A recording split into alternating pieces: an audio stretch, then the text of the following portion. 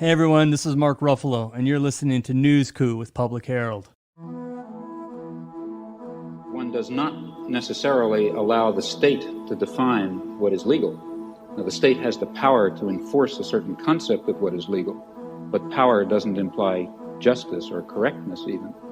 Throughout American history, the political leaders have always exhorted the American people to be nice and quiet and leave things to them. But when very serious evils confronted the American people, they had to go beyond the congressmen and the senators, and they had to commit civil disobedience, and they had even to break the law. This is newsCOUP, a Public Herald Studios production where we overthrow the status quo. I'm your host, Joshua Probanik, Editor-in-Chief at Public Herald, and this is episode 17, where State Senator Katie Muth says Pennsylvania bypassed the federal regulators and issued an illegal permit that threatens creeks in Dimock with radioactivity from fracking. This story is part one of a series on NPDES permits, which are basically the permits that industry or anyone gets in order to discharge into America's waterways. An investigation on NPDES permits has been a long time coming from Public Herald. It's one of the darker corners about water pollution that we haven't been able to dig into, primarily because the tracking of the NPDES permits is so poorly done by both the state and the federal government. And by that I mean we don't know exactly what's being released in all of these situations due to the way that these permits are set up. And we also don't know where all these permits are. That was the other big problem. So what we've done in Public Herald, and you'll see it in this story, is that we found all of the NPDES permits for Pennsylvania and we've mapped them. So for the first time, the public will have a chance to look at how widespread, how systemic, what is the cumulative impact of NPDES permits.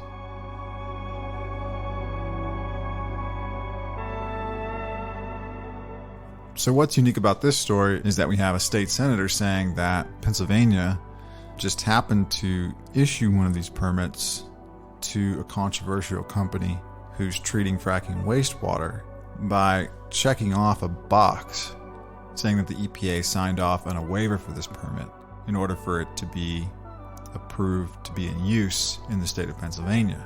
But we hear from the senator that the EPA never saw DEP's permit, never saw the regulator's permit.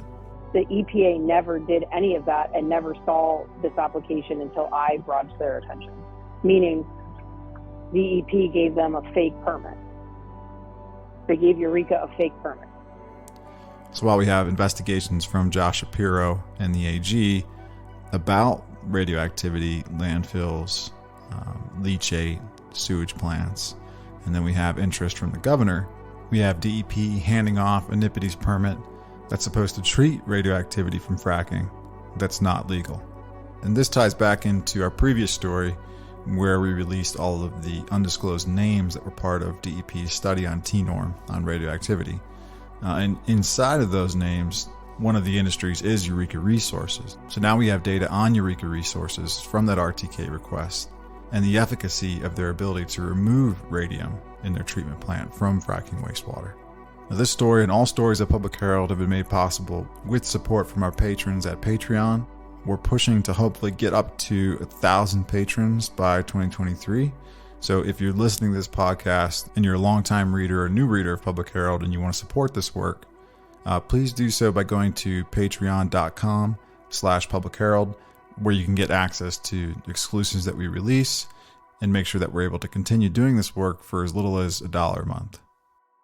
The lead author on this story is Jake Conley, and Melissa Troutman and myself, we both contributed to the writing and editing for the final piece. And with that, I'm going to hand this show off to our editor, Melissa Troutman, and she'll be reading directly from the story.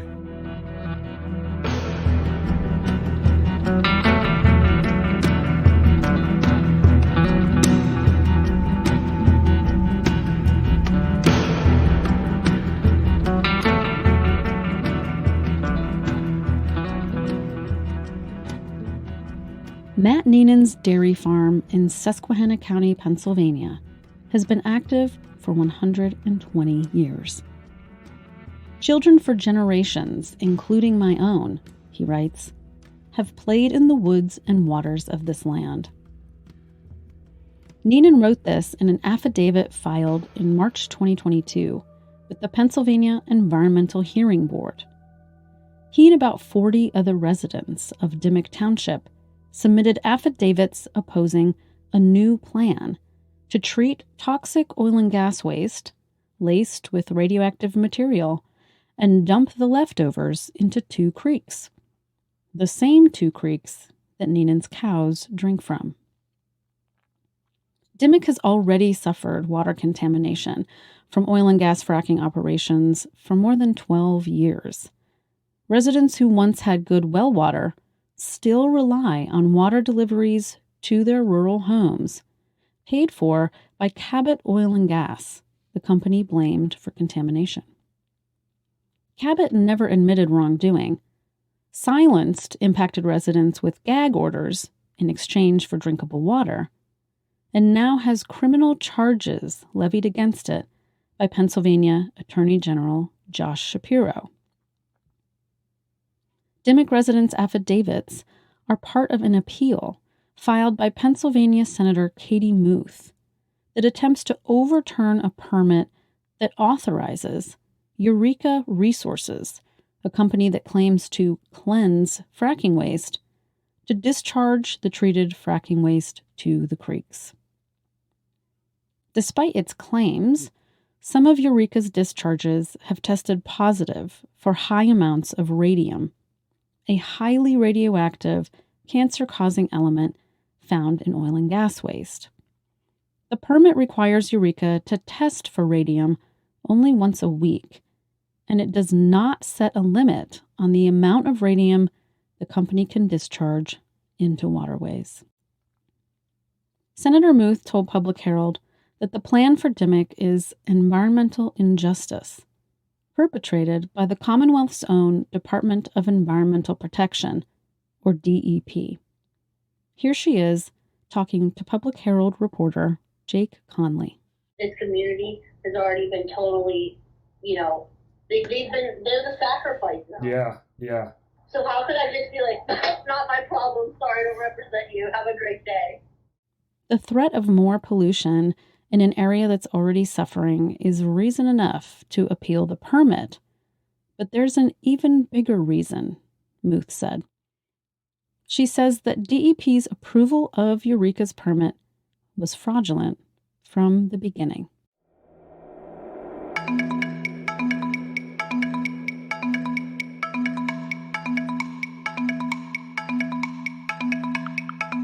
DEP's permit to Eureka is part of the National Pollutant Discharge Elimination System, or NPDES program under the Clean Water Act, which aimed to eliminate the discharge of pollution into navigable waters by 1985. Unfortunately, instead of ending pollution to waterways, the NPDES permitting system prolongs it. In Pennsylvania, the NPDES program is managed by DEP officials, but Eureka's permit, like all permits of its kind, also requires federal oversight by the U.S. EPA. According to Senator Muth, the EPA was unaware of Eureka's permit until she brought it to their attention, after DEP already issued it. The EPA never did any of that and never saw this application until I brought it to their attention, meaning DEP gave them a fake permit. They gave Eureka a fake permit. On public record, on at least 3 occasions, DEP claims it secured a waiver from EPA, which skips the federal approval. But Senator Muth said EPA officials told her they'd never seen the permit, let alone issued a waiver. In emails with Public Herald, the EPA confirmed it never received the permit from DEP, even though this type of permit, quote, should have been sent to the EPA, End quote.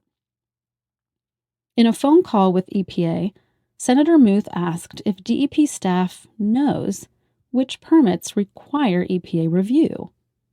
This is one of the permits we always have to review. And so then they tell me, I said, well, does DEP know that? I'm assuming they know what permits get a waiver, which don't, right? They said yes, but that this was an operational error. That whoever from the DEP's end uploaded the permit clicked the wrong box, and they never saw it. But Muth is suspicious. Perhaps it's because since modern fracking started in Pennsylvania around 2005, countless residents have claimed illness and loss of their drinking water. Or perhaps because DEP has been reprimanded repeatedly by the likes of Pennsylvania's Auditor General and a grand jury summoned by the Attorney General for failing to protect the environment and residents. Besides, the EPA waiver isn't just cited in one place, it's been typed out several times. There are 3 separate documents, 2 draft, 1 final, that are uploaded, not Katie Muth's opinion, uploaded on ESACs, right? Right. Stating that they obtained an EPA waiver. In light of this discovery, Senator Muth amended her appeal in March, adding that DEP failed to follow the NPDES permit review process required by U.S. EPA and approved a permit that the department does not have the authority to approve. She and the residents of Dimock await the Environmental Hearing Board's decision. The criminally charged Cabot Oil and Gas, now known as Coterra, is one of the companies whose waste Eureka would be processing.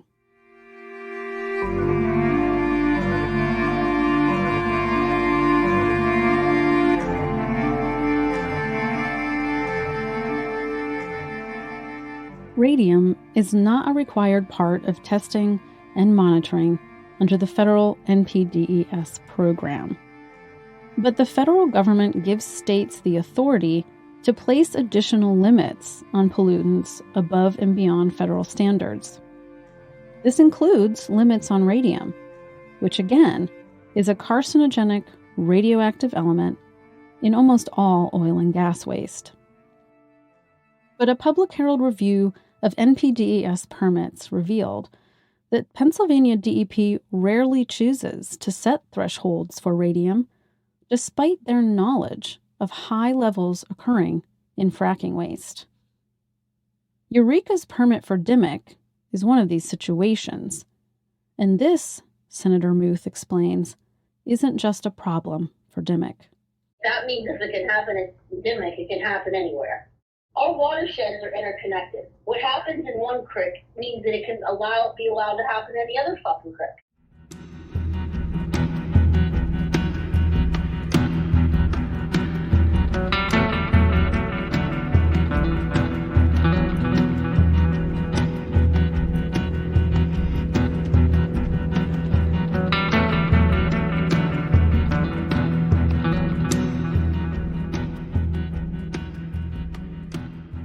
According to Earth Justice attorney Megan Hunter, part of the problem is that the decision-making used for permitting is flawed from the start. Hunter told Public Herald that the NPDES permitting system operates on 2 main premises. The first is water quality standards. The problem with that concept, she explained, is that the water quality standards have only been created for certain pollutants. Here's Hunter talking with Public Herald co-founder Joshua Probanek. It's not like we have water quality standards for every pollutant, possible out there. Then things are going to fall through the holes that are indeed harmful. A key part of this story is that Eureka's patented process seemingly fails to remove cancer-causing radium from the waste that it purports to cleanse. Eureka already operates 2 other facilities in Pennsylvania for treating fracking waste. One in Williamsport, Lycoming County, and another in Standing Stone, Bradford County. The one in Standing Stone includes its own NPDES permit for direct discharge to public waters. At Standing Stone, DEP again failed to include radium limits in Eureka's NPDES permit. And there, Eureka discharges directly to Towanda Creek, another tributary of the Susquehanna River. In January, Public Herald reported that DEP's own data reveals that Eureka's treatment process only removed about 9% of radium from the oil and gas wastewater it processed at the Williamsport facility. And at that facility, wastewater has entered the treatment system hot at an average 9,600 picocuries per liter of combined radium. After treatment, it's tested only marginally less radioactive at an average 8,800 picocuries per liter of radium. These results are a far cry from the, quote, pure water, end quote, that Eureka claims to create, let alone the federal drinking water standard of 5 picocuries per liter. Despite this evidence, the Eureka only removed a fraction of the radium. DEP allows the Williamsport facility to send its so-called treated fracking wastewater down the road to Williamsport Sanitary Authority, which then passes Eureka's wastewater through its sewage treatment system, which does not remove radium. The Sanitary Authority then dumps the wastewater into the Susquehanna River under its own NPDES permit, also granted by DEP, which does not set a limit on the amount of radium dumped into the river.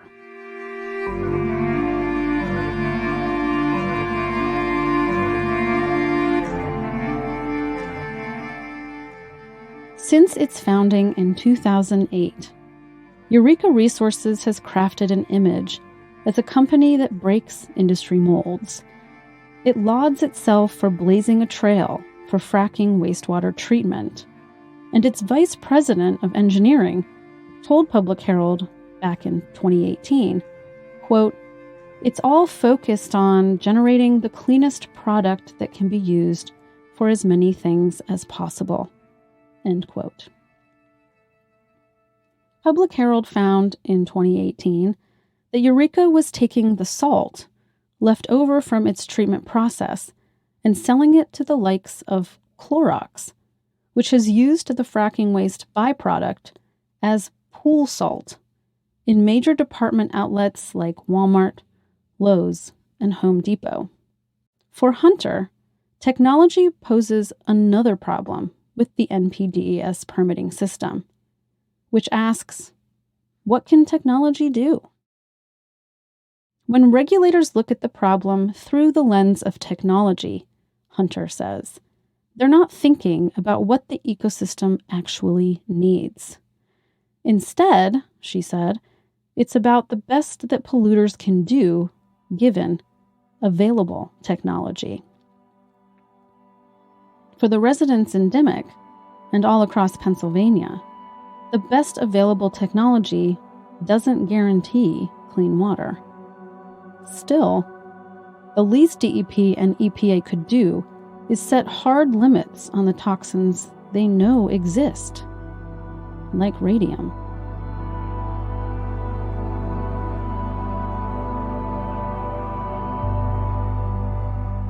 Radium is a cancer-causing element with a half-life of 1,600 years.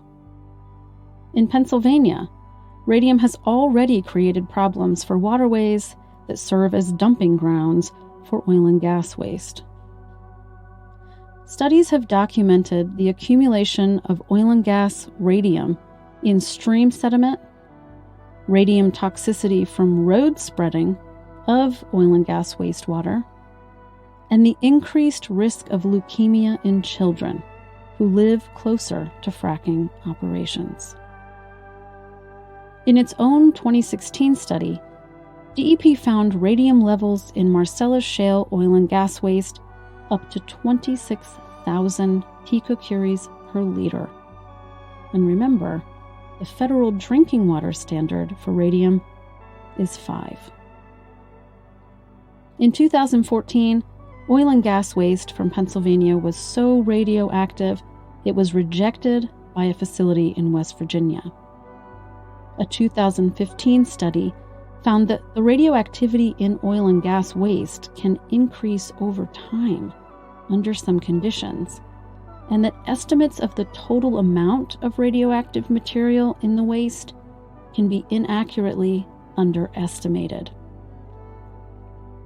In 2019, Public Herald mapped, for the first time, where radioactive oil and gas waste is passed through public wastewater plants into Pennsylvania rivers without proper treatment.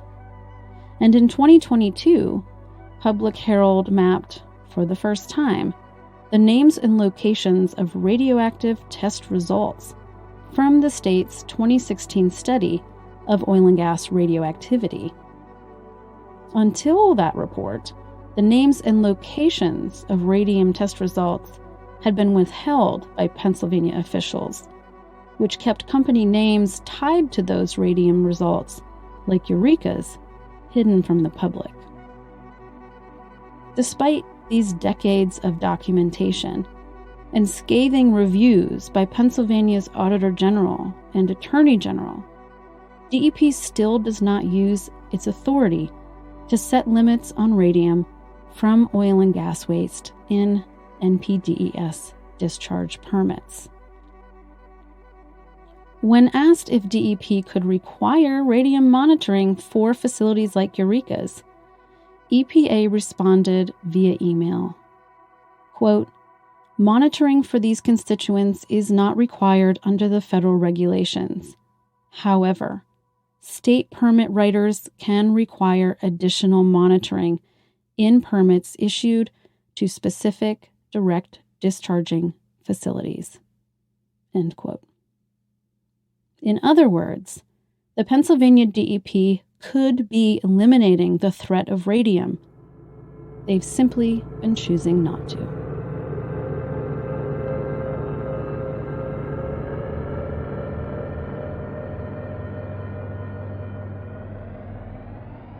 Senator Muth, who owns a home on the Susquehanna River and is concerned for residents in the Dimock sacrifice zone, says she just happened to see that Eureka's NPDES permit had been granted while she was looking for something else.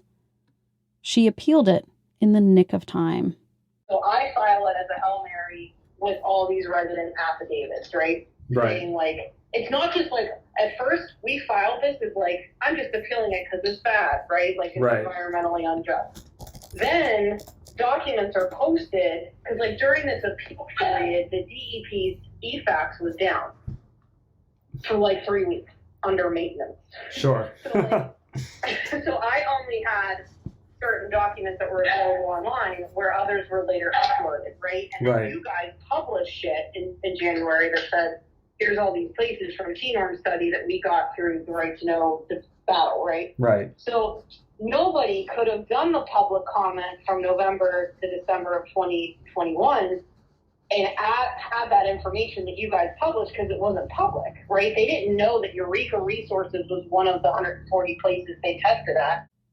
Senator Muth also told NPR that no one in Dimock could have known Eureka's effluent levels of radium until the Public Herald report released in January, after the public comment period for Eureka's permit had already ended. The radioactivity at specific locations where fracking wastewater is discharged, including Eureka's, was unknown before Public Herald's investigations, which have mapped and revealed systemic negligence by state and federal governments to properly protect rivers and people from fracking waste discharges. And Senator Muth is now using that data in her appeal. According to Muth, the Pennsylvania Environmental Hearing Board is split on whether or not they'll allow her case to continue based on standing. Meanwhile, the lives of Neenan, the dairy farmer, and all of Dimock's other residents hang in the balance.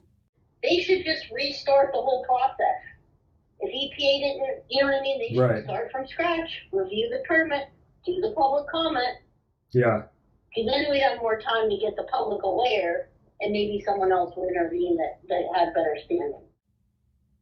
So far, sources in Dimock say Eureka hasn't begun construction of its facility. The DEP refused to comment about the appeal, citing the advice of its legal counsel. Once Senator Muth found out the EPA never issued the waiver for Eureka's permit, it made her wonder. How many other places is this happening?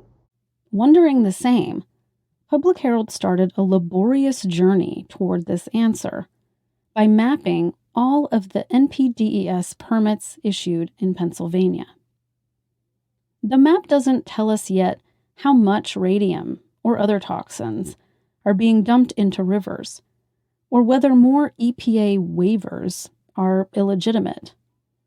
That will require months, maybe years of more research.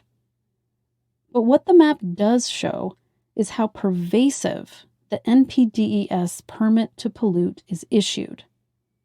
What's actually coming out of these facilities and whether DEP issued the permits correctly is another question. Since 1999, the number of waste discharge permits issued in Pennsylvania has hovered between the upper 1,000s and lower 2,000s per year.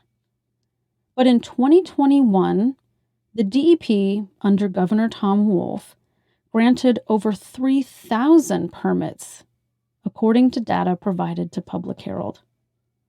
The DEP's database lists over 10,000 total active NPDES permitted facilities across Pennsylvania.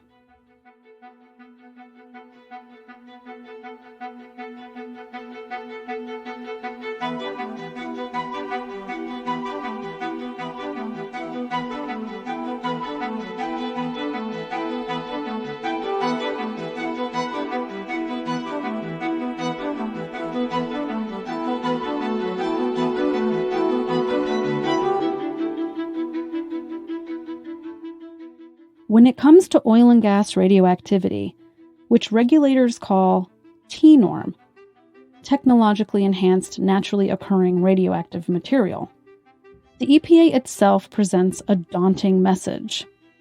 On their website, they write, quote, "Although EPA and others working on the problem have already learned a great deal about TNORM, we still do not completely understand all the potential radiation exposure risks it presents to humans and the environment."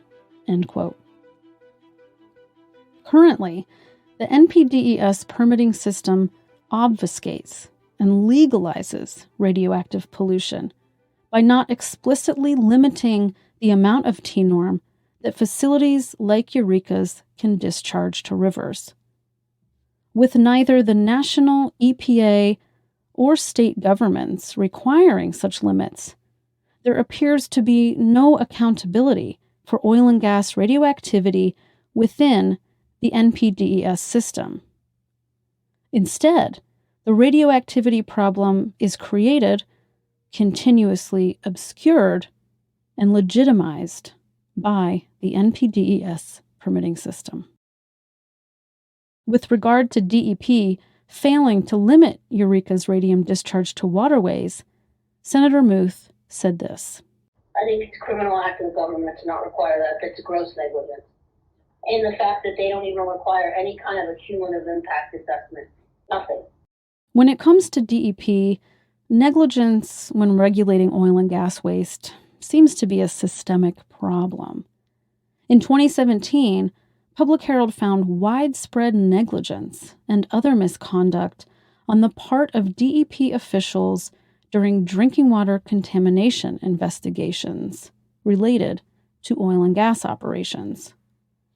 And in 2021, Public Herald found that NPDES facilities have a history of non-enforcement and lack of proper regulation in Pennsylvania.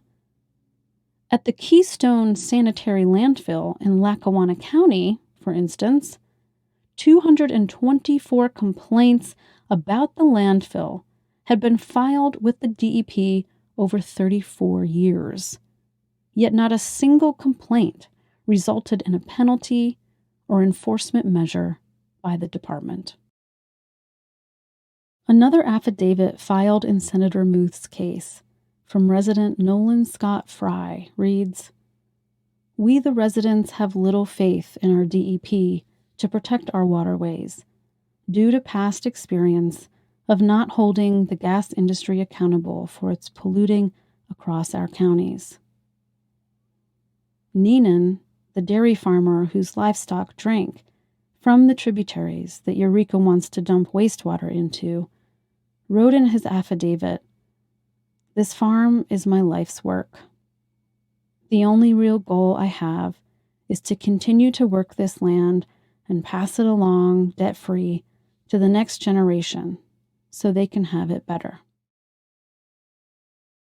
Eureka Resources told Public Herald in 2018 that the company operates, quote, "as transparently as we possibly can," end quote. But Public Herald's emails and phone calls to Eureka's CEO, Dan Ertl, for comment on the new Dimock facility were never returned.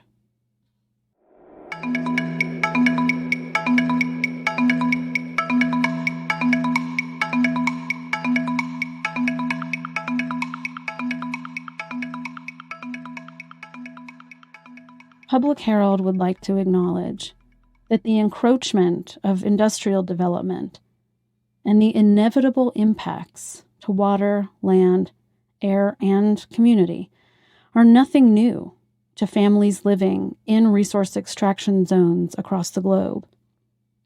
It's certainly not new to the native people of the Americas who have lost and are still losing their clean water and air, their land and community, their culture and people to industrial colonization. Far longer than anyone else in what is now called the United States. Dimock Township in Susquehanna County, Pennsylvania, is the ancestral home of the Susquehannock, the Haudenosaunee, and Munsee Lenape people who were driven from their homelands.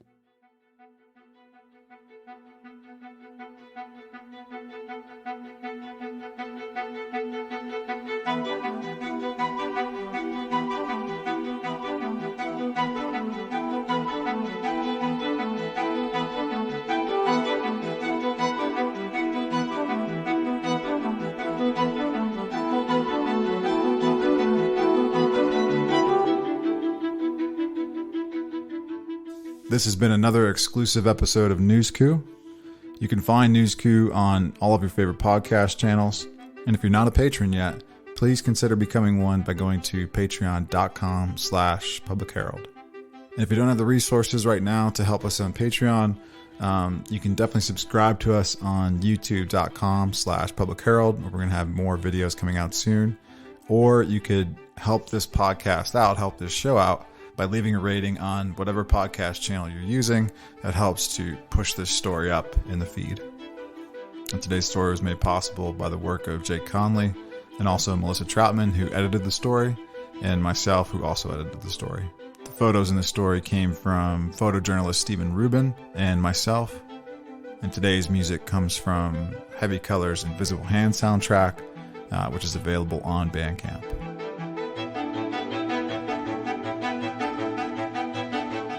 Episode 17 of this podcast was engineered by myself, with podcast advertising help from Andrew Geller and distribution by Public Herald Studios.